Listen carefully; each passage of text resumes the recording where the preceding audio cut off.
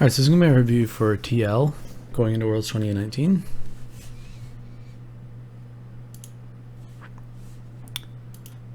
Okay, so looking at some of the draft bans on blue side, it's of course dependent on the team they're playing, but a lot of the time they're going to ban Kiana, they'll ban Aurelia, Gragas, Silas. So Gragas is just a really strong jungler. They banned it against Finsgaren because it's just a really strong early game ganking jungler. Silas is a flex pick between mid and jungle. Well, was a flex pick between mid and jungle, but has since been nerfed, so he's no longer too relevant in the jungle. But yeah, so unlikely to see Silas banned still. But Kiana, they banned on blue side because they shouldn't. They really just don't want to first pick it, and haven't really shown the ability to play it at all. So they just go ahead and ban it. It's a really strong champion in the meta. Aurelia is another good flex pick. They just don't want to have to deal with another champion they don't play. Red side, they're going to ban Yuumi to make sure Doublelift can have a strong laning phase. And Yuumi's just a really strong champion. Akali, they have very high priority on Akali. And don't want to have to play against it. Gragas, again, OP jungler. Aurelia and Kiana. I already commented on those. Good flex picks. They don't play either of them. So for opponents on blue side, they will usually ban out the bot lane. So they'll get something like the Sona, maybe the Xayah, maybe the Rakan. But mainly, the main focus is on the bot lane. For opponent on red side, ban Yuumi, Akali, Corki. The standard Yuumi ban. Akali is just a really good flex pick, and it's a little bit easier for them to ban on red side because they don't really play any of the like really OP flex picks like Kiana or Aurelia. And then Corki, this was from last meta, from the summer finals of last meta, so unlikely to see too much Corki, maybe into some matchups. So yeah, some interesting comments. Sona is still a respect ban. I'm not sure if teams are going to respect Sona in international play, or how the Sona is going to even perform in international, if it's too slow of a pick for it to work. IG was shown the ability to completely destroy SKT when they picked Sona, so by just I believe Ning played Camille, and then they played Nautilus maybe bot lane, and they just continually dove them over and over again. What else? So TL is unwilling to play Kiana, so I don't know if in the time since the finals, I know Jensen had I think it was some kind of wrist injury, so he wasn't playing as much solo queue going into finals, so maybe he didn't have enough time to practice the Kiana. But in the playoffs, they were unwilling to play Kiana, so that could change in the future. Tom Kench is low priority in NA. What we've seen from Worlds so far, Tom Kench just seems to be low priority, just in general. So I'm not sure if it's going to be played.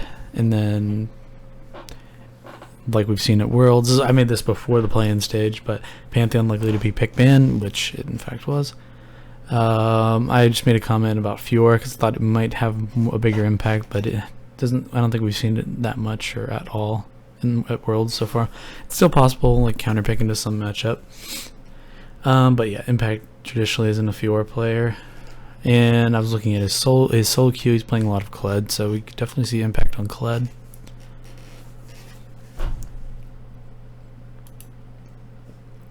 Oh, and also one more thing. So the Akali is Jensen's Akali. It's not really... Most teams can flex it between mid and top. I mean, they have shown the ability to flex it. I think Impact's played like 1 or 2 games of Akali, but it's definitely a Jensen favored pick.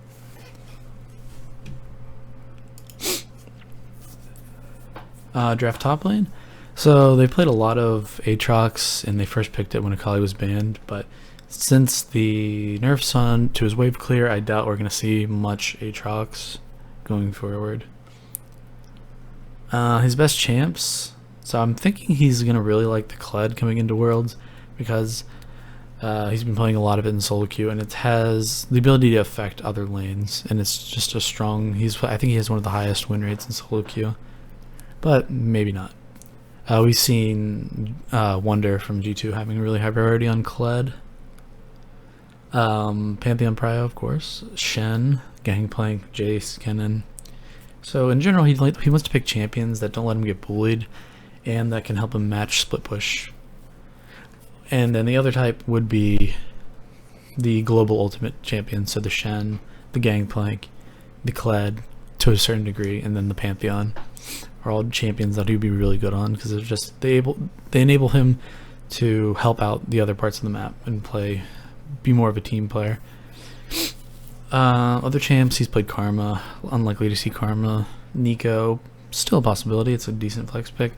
Vladimir, Renekton, and then Akali. Like I mentioned before, he's not exactly the Akali player in the team, but he has played it before.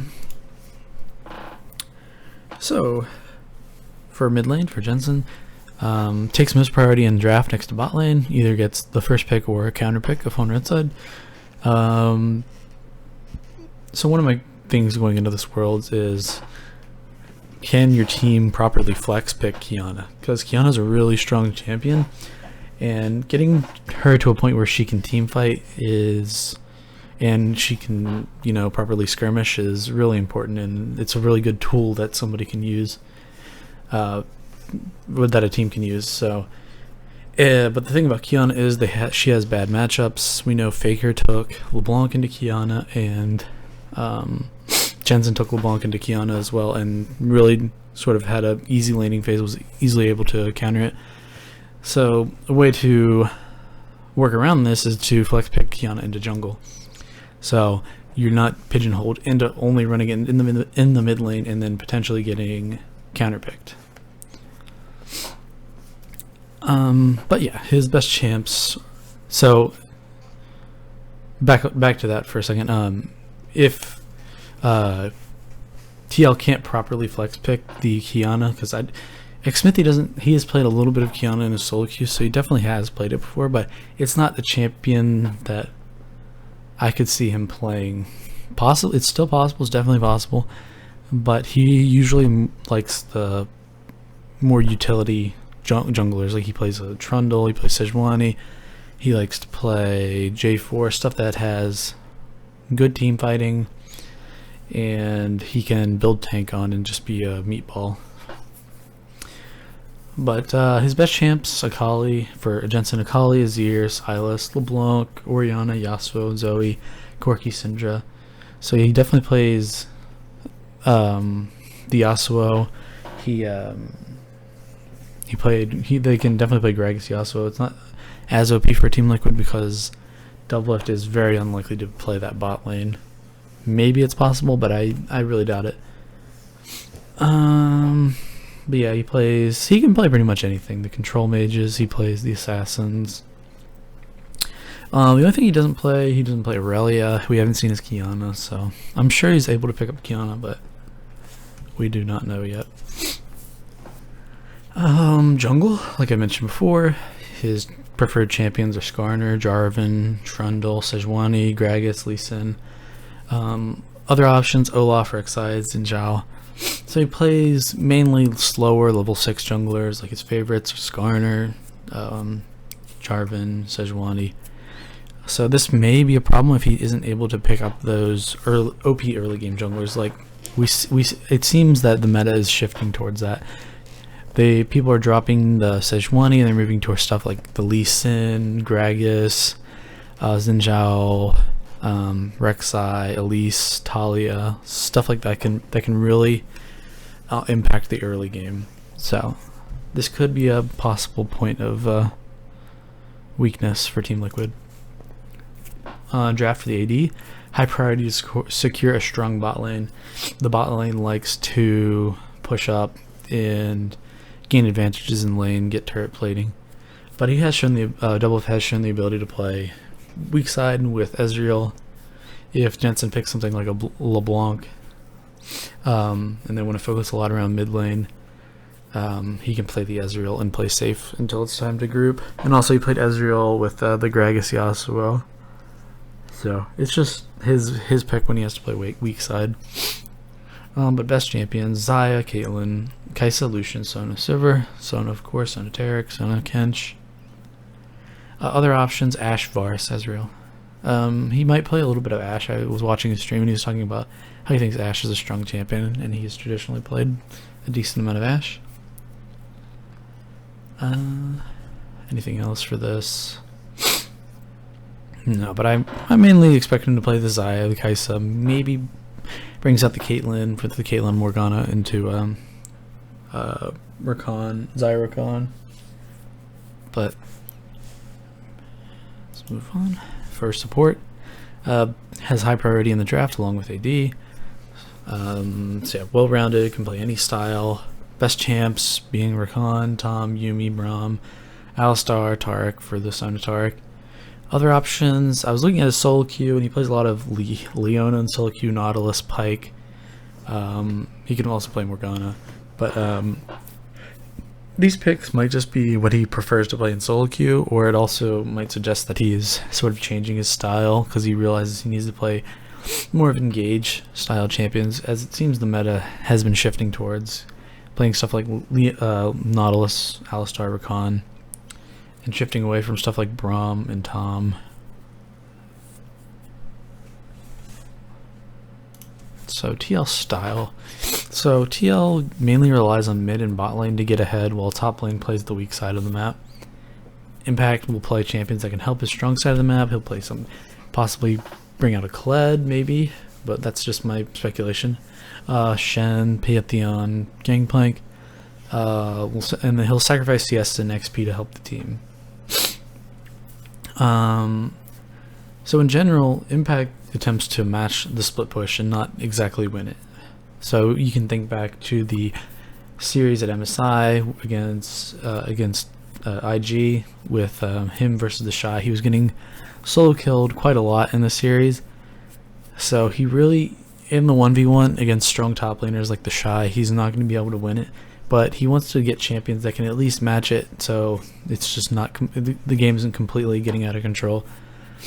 Yeah. Xmithie usually waits till 6 to gank, so he'll play stuff like Skarner and Sejuani, and then early game he mainly looks to track the enemy jungler and counter gank when the jungler shows up on the map. And he has shown the ability for early aggression. He had the Gragas Yasuo game versus G2. It was a little bit shaky in the early parts, giving up early kills, but they managed to bring it back because it's just a really strong duo. As well as he played Xin Zhao in the final game 5 versus Cloud9, looked to be a little more proactive.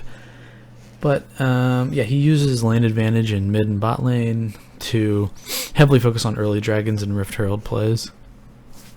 So he's an objective vision based jungler more than a heavy ganking jungler.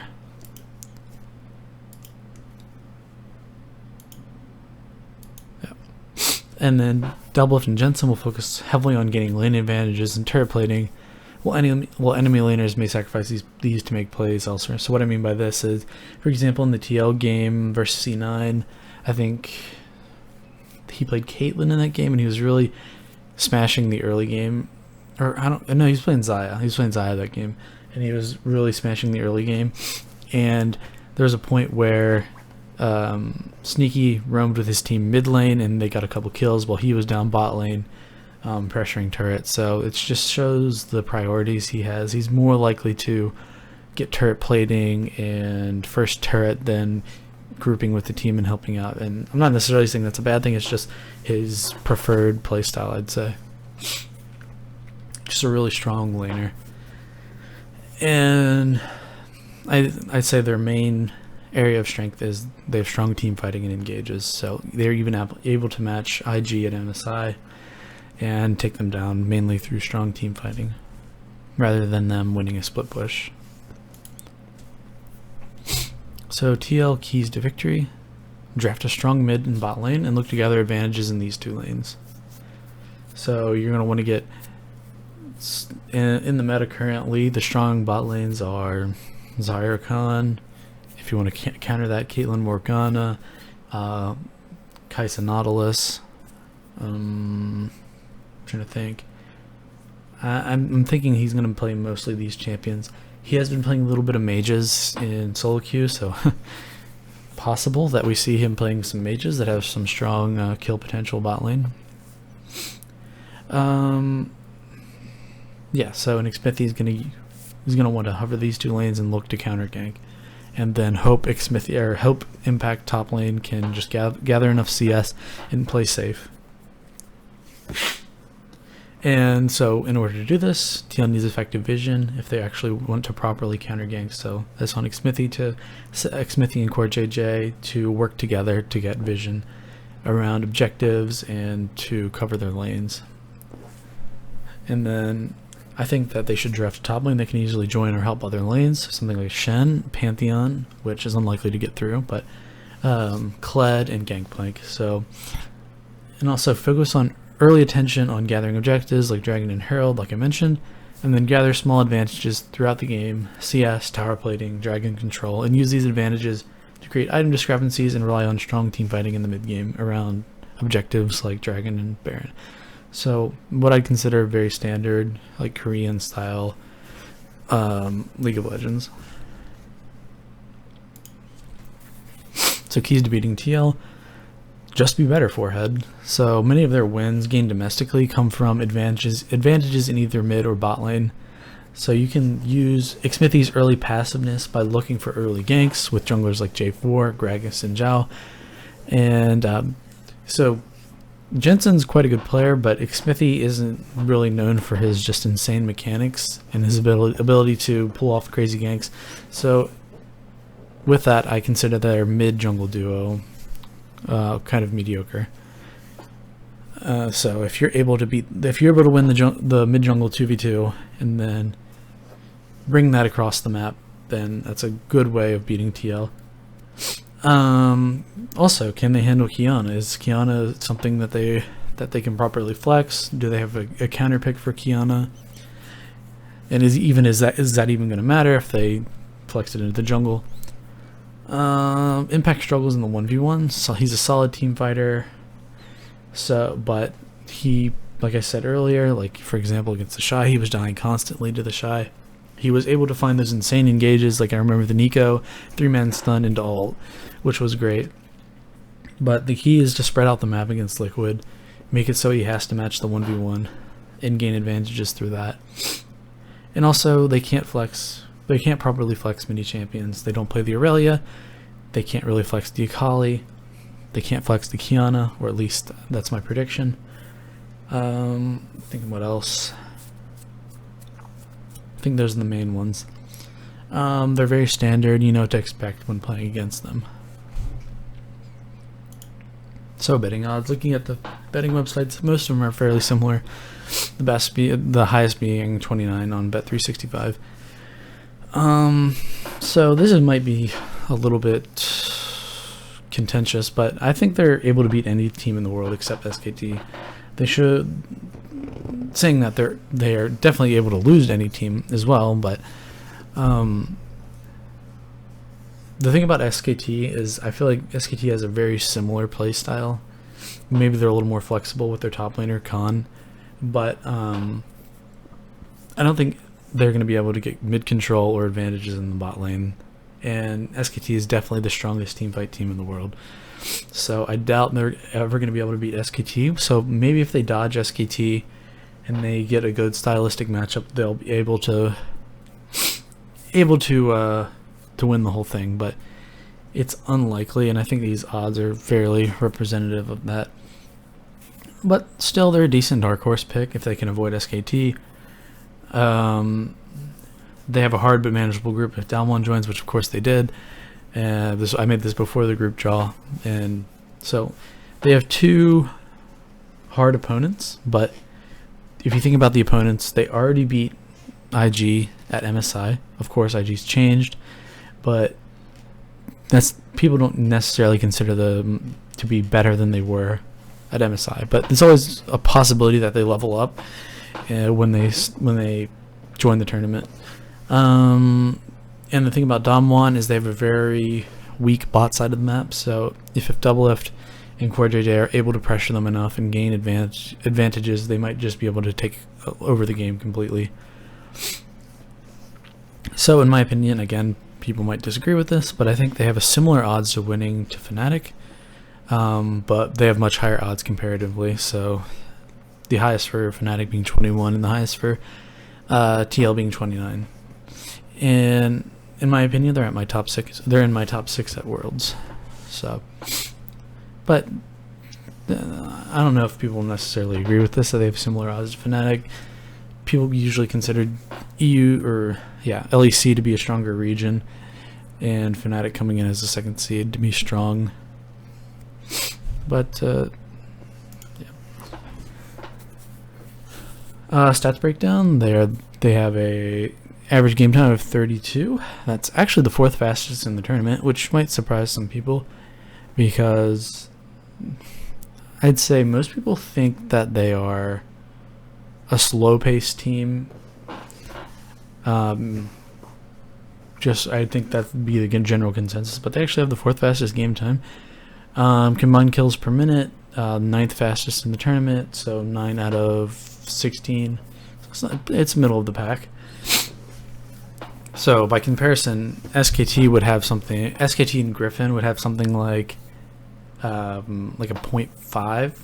That'd be the lower end, and then the higher end would be IG has like a 1.0, and I think G2 has something crazy like 1.6 or 1.3. I can't remember exactly, but that would be the high end. So they're sort of in the middle, I'd say, in terms of how much they want to fight.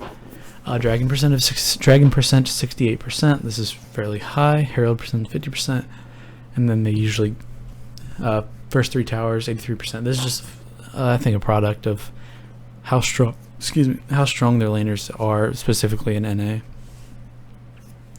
Kills to death ratio 1.58, so fairly convincing wins. Blue side favored, 80% win rate. Like I said, they're not really able to properly flex a lot of champions, so red side is definitely going to be harder for them.